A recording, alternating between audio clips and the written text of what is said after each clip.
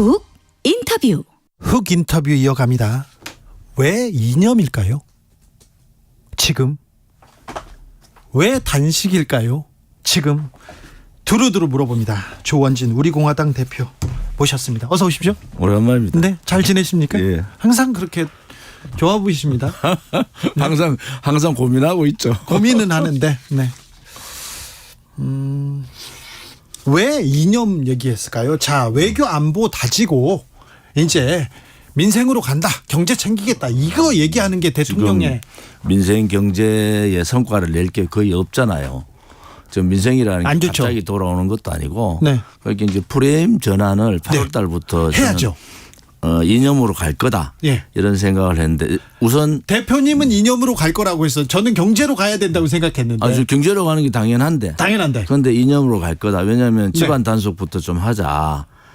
집안 단속이요? 왜냐하면 지금 32%, 35% 선에서 묶여 있잖아요, 지지율이. 네. 어떻게든 40%는 올려야 된다. 내부적으로 오른쪽 단속부터 좀 하자. 계속해서 그러면 다 집안 단속만 합니까 지금? 뭐 지금 현재로서는 보여줄 게 없어요. 제가 그랬잖아요. 노민생, 노협치, 노경제 뭐 이런 상황을 1년 3개월 동안 끌어왔기 때문에 네. 지금 갑자기 뭐 개혁하겠다고 되는 것도 아니고 지금 갑자기 뭐 민생 챙긴다고 되는 것도 아니잖아요. 근데 국민들은 팬데믹 3년 이후에 지금 어려운데요. 그러니까 그걸 챙겨야 되는데 중소상공인들 챙길 어려운데요. 수 있는 상황들이 안 되니까 예. 그런 부분에 있어서는 윤석열 정부 1년 3, 4개월 동안에 네. 문재인 정권 이후에 팬데믹 이후에 국민들의 희망에 절대 부족했다. 예. 뭐 국민들은 좀 희망을 가지고 뭔가 변화될 거다 이래 생각했는데 경제나 민생을 못 챙기는 1년 3개월 아니냐. 예. 그런 부분에 있어서는 윤석열 정부가 반성을 해야 될 시점이죠. 예. 그런데 지금은 이제 더 누가 조언을 하는지 모르지만은 민생 경제 이쪽보다는 협치보다는 오히려 더 강공으로 예. 그냥 얘기하면 독선적으로 가겠다. 내가 내 방향으로 갈 테니까 정부나 국민의힘 예. 뭐 좀 따라와 달라. 뭐 이런 거 아니겠어요? 더 우측으로 더 독선적으로 간다고요? 저는 이제 그 국회의원 한 12년 해보고 예. 정당 생활을 해본 사람으로 봤을 때는 모든 정치나 이런 기본은 여야를 떠나서 헌법 정신이라는 게 있잖아요. 예. 기본적인 헌법 정신은 상권 분립이잖아요. 예. 그런데 지금같이 여당이 혹은 정부가 이 윤석열 대통령만 보이는 그런 상황을 국민들이 과연 좋아할까? 예. 그렇다 해서 민생이 올라간다든지 경제가 성장한다든지 이런 차원도 아니잖아요.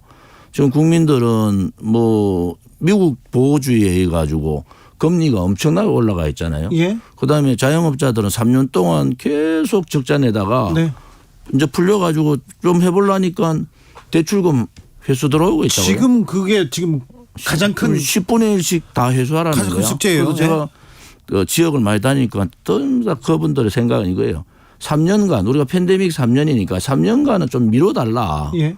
3년간 미루고 그다음에 10%가 아니라 15% 20%라도 받아야 되지. 이제 조금 이제 시작하려고 그러는데 대출금 회수 전체적으로 10% 좀 다 회수하고 있다. 이 민심이 볼볼 끓는데 과연 청와대나 당에 있는 사람 특히 여당의 국민의힘에 있는 사람들 이런 민심을 제대로 아느냐. 민심을 알면은 그 연찬회 때 민생 얘기를 해야죠. 예. 이제는 해야지. 그 팬데믹 때 어려웠던 자영업자나 중소상인들 서민들을 위한 정책으로 본격적으로 들어가겠다. 이 선언 한마디가 국민들한테 굉장히 활력이 되거든요. 예. 그런데 이게 그게 아니고 나를 따라라 섭섭하겠죠. 왜냐하면 내각이라는 게 다 그렇잖아요. 직업적 관료란 사람들은 자기 생각보다는 그냥 따라가는 거고 예. 국민의힘은 말을 못하게 만들어 놨잖아요. 예. 그럼 어떻게 해요? 이철규 사무총장이 당신 생각 따르면 우리 같이 못한다 이렇게 선언을 해버리니까 예. 지금으로 봐서는 국민들이 이틀 사이에 답답하실 것 같아요. 자, 답답하죠. 자, 보수 조원진이 보는 홍범도 장군. 홍범도 장군은 독립군 맞죠? 우리나라 역사가 예. 근현대사를 보면은 이제 우리가 1900년도 예. 그다음에 일제 36년 그리고 정부 수립 건국 예. 그리고 전쟁 그 이제 대한민국 이제 그 산업화 민주화 예. 이런 그 역사의 과정들이 있잖아요. 예. 그 과정들을 그 시대의 상황들이 다 있는 겁니다. 네. 그래서 그 시대의 상황들을 우리가 어떻게 인식할 거냐. 예. 또 하나는 문재인 정권에서도 육사에다가 그 흉상 설치할 때 국민들 동의 안 얻었어요. 단지 문재인 정권에서 그랬으니까 우리는 그렇게 하지 않는데 이게 아니고 예. 국민들한테 혹은 여러 사람들하고 여러 가지 협의를 해서 예. 자 이런 부분들이 국민 공감대가 있으면은 네. 뭐 하는 거 아니겠어. 어느 날 갑자기 뭐 지금 민생 얘기해야 되는데 갑자기 이념을 그렇죠. 강하게 얘기하고 또 그 이념 하에서 지금 뭐 흉상 문제를 민생 챙기라고 하니까 흉상 얘기하는 흉상을 챙기고 있으니까 예. 국민들은 아 지금 홍범도 장군이 흉상이 중요한가? 그렇죠. 그런 거 아니겠어요? 그렇죠. 저는 사실은 뭐 그런 이전 부분에 대해서는 육사가 네. 우선 국방부가 자발적으로 했었으면 하는 바람인데 네.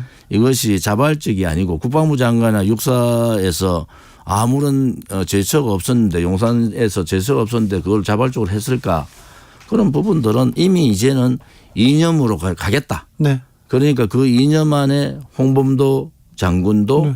속해 있다. 네. 이렇게 보는 거죠. 그렇습니까? 아무튼 박근혜 전 대통령 그리고 박정희 전 대통령이 이렇게 계속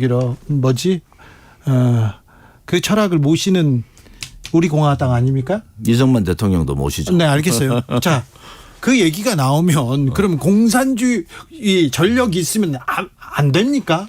박정희 전 대통령은요. 공산주의자가 아니죠. 박 대통령은 이미 네, 전향했으니까. 이미 마음을 바꾸고 이 나라의 경제 발전에 혁혁한 자리를 잡아주신 분 아닙니까? 공산주의 하다가 넘어오신 거 아니에요? 그거는 이미 국민들이 네. 지금 박정희 대통령 보고 공산주의자라는 사람이 없잖아요. 아, 그렇죠. 그렇게 제가 얘기하는 것은 네. 홍범도 장군에 대한 부분들을 네. 독립투사로서 예. 독립투사로서의 공이 있잖아요. 예. 그 공과 또 이후에 역사적으로 이제 검토를 해봐야 될 그런 상황들은 좀 구분을 해라. 네. 이거를 다 둘을 묶어 가지고 예. 공도 없어지고 그냥 이거 과만 가지고 이래 하는 거는 뭐 저는 그 당시에 뭐 중국도 공산주의 국가고 소련도 그렇고. 공산주의 국가잖아요. 네. 그러니까 그런 부분에 있어서는 우리가 좀 더 냉정한 평가가 필요하다. 그렇죠. 보수 조원진이 보는 홍범도의 평가도 이런데 왜 대통령은 이렇게 지금 대통령이 이념으로 프레임 전환을 했다는 것은 네. 누군가가 옆에서 예. 그런 조언을 하셨을 거예요. 예. 그런데 저는 그거는 옳지 않다. 오히려 네. 총선 때까지 민생에 올인하는 그러한 모습들이 총선 결과가 좋은 결과를 바랄 수 있는 거 아니냐. 알겠습니다. 네. 대통령 지지율 얘기를 아까 대표님께서 했습니다. 윤 대통령 국정 운영 잘하고 있다 33%, 잘못하고 있다 59%, 엠브레인 퍼블릭, K-스탯 리서치 그리고 코리아 리서치, 한국 리서치가 28일, 30일 진행한 여론조사에서 이런 집계가 나왔습니다. 자세한 내용은 중앙선거 여론조사 심의위원회 홈페이지 참조하시면 됩니다. 이재명 대표는 왜 단식을 했을까요? 내부적으로 네. 이제 정기국회에서 체포동의안 안건이 올라올 텐데 내가 단식까지 하는데 네. 당신들이 부결 좀 시켜달라 그겁니다. 잠시만요. 단식에 나섰어요. 민주주의를 구하겠다. 근데 검찰 수사도 계속 있고 그런데 내부용이라고요? 내부용이죠. 사법 리스크에 대한 대응이다. 저는 그래 보지. 지금 뭐 생뚱맞게 지금 왜 단식하지?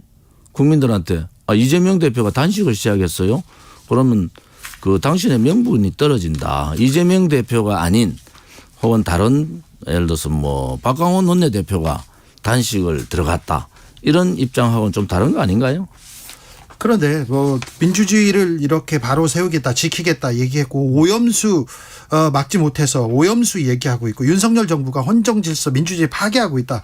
이 국민들 향해서 정쟁을 하고 있다. 그래서 이제 이걸 막겠다고 이렇게 말은 지금 이재명 대표가 그렇게 세 가지인가 네 가지 했는 네. 말들은 어느 정도 일리가 있어요. 그런데 국민들의 생각은 이재명 대표가 말한 것보다 이재명 대표가 지금 처해 있는 상황들을 더 잘 알고 계신다. 네. 그런 입장으로 봐서는 이재명 대표의 단식은 크게 호응을 못 얻을 거다 이래 봅니다. 이재명 대표 취임 1년을 맞았습니다. 취임 1년 어떻게 보십니까? 저는 윤석열 대통령, 윤석열 정부에 점수를 많이 주는 사람이 아닌데 네. 그것은 많은 실정이 있었다는 거 아닙니까? 예. 또 민주당이 뭐 1 특검 4 국조 예. 이렇게 국정조사 요구하잖아요. 그만큼 문제가 많았다는 거 아닙니까? 그런데 네. 왜 이 민주당이 지지율이 안 오르는 거가 그것은 어떤 일이 터지면은 이재명 대표의 사법 리스크가 항상 나오면서 덮여버려요. 그러니까 지금 국민의힘이 민주당이 국민의힘보다 지지율이 떨어지는 이유도 민주당이 문제가 있죠. 사실은 뭐 부패한 여러 가지 있고 김남국 문제도 있고 돈봉투 문제도 있고 있잖아요. 네. 그런데 국민의힘도 잘하지 못하잖아요. 네. 그러면 야당은 프레임이 있는 거예요. 예. 항상 집권 여당보다는 야당의 프레임이 있는데 그러한 과정들이 이재명 사법 리스크에 갈 때마다 다 덮이는 거예요.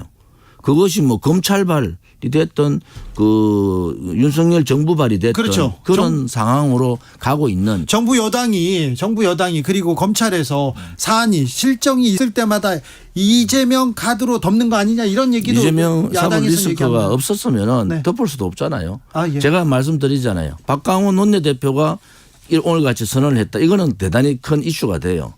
그런데 이재명 대표가 갑자기 단식을 한다.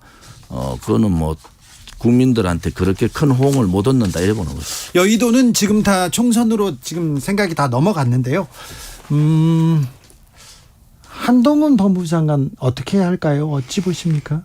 저는 한동훈 법무부 장관은 국회 가서 좀 배워라. 네. 이제 검찰이나 법무부 장관이 아니고 예. 국회를 그것도 지역구로 나가서 네. 지역구 유권자들하고 국민들하고 좀 직접 접촉을 할 필요가 있겠다. 지금 국회 와가지고 직접 이렇게 대국민 홍보전 하지 않습니까? 뭐 직접 해보면은 예. 국회의원이 그렇게 간단한 자리가 아니다. 예. 그런데 뭐 야당도 예. 민주당도 한동훈 장관한테 못 이기는 여러 가지 상황으로 밀리는 상황도 있는데 저는 한동훈 장관이 총선에 도움은 크게 되지 않을 거예요. 총선 도움 안 됩니다. 중도 특히 수도권 중도청에는 예. 그것은 민주당이 어떻게 보면 한동훈 장관을 그렇게 모은 거는 있어요. 그런데 한동훈 장관이 뭐 국회로 갈 수밖에 없지 않느냐. 네. 총선에 큰 도움이 수도권에 도움이 돼야 되는데 네. 한동훈 장관이 그렇다 해가지고 지방 가지는 않을 거 아니에요. 예. 지금 수도권 뭐 인재가 없다. 네. 인재 부재론 이런 얘기하다가 수도권 뭐 위기론 이렇게 나올 때 한동훈 장관을 활용하고 싶겠죠.